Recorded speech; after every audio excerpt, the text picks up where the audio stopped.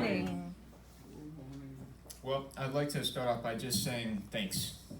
Thank you for welcoming us into your family, me and my wife. Thank you for opening up your homes to us. Thank you for mentoring us. Thank you for being there for us and embracing us, even in the rough times.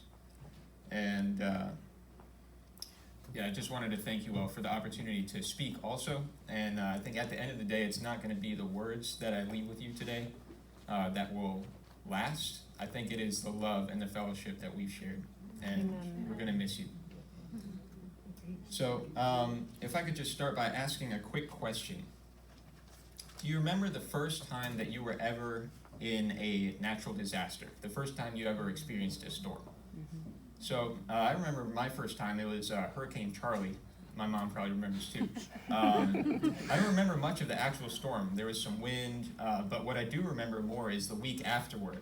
We had candles lit, we had no power for like 7 days. We had to get these buckets and fill up water from our pool so we could flush the toilet, and it was a fun time.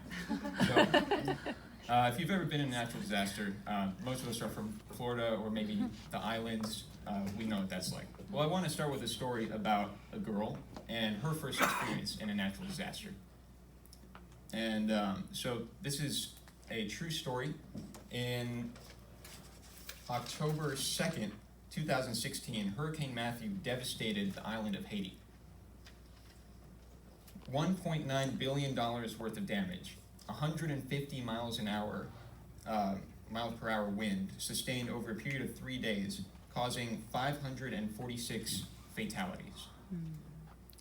So after the crisis, all these teams were sent out, bringing relief to them, and in one of those teams, an NFL football player happened to be serving with them, and while he was there, he encountered this girl, and she was kind of wandering off by herself, no parents, no siblings, and he saw her and he was concerned because he wasn't sure if she was okay.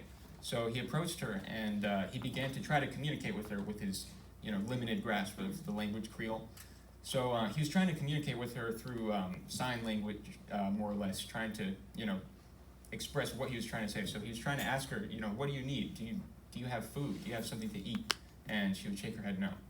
And so he would continue. Do you need water? Do you need something to drink? And again, she shook her head no.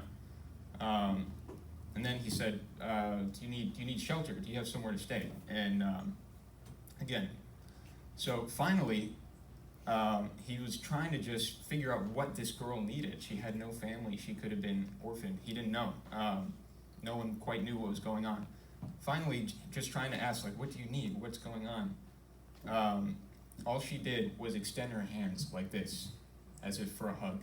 And he said in that moment, he realized that the greatest human need is not food.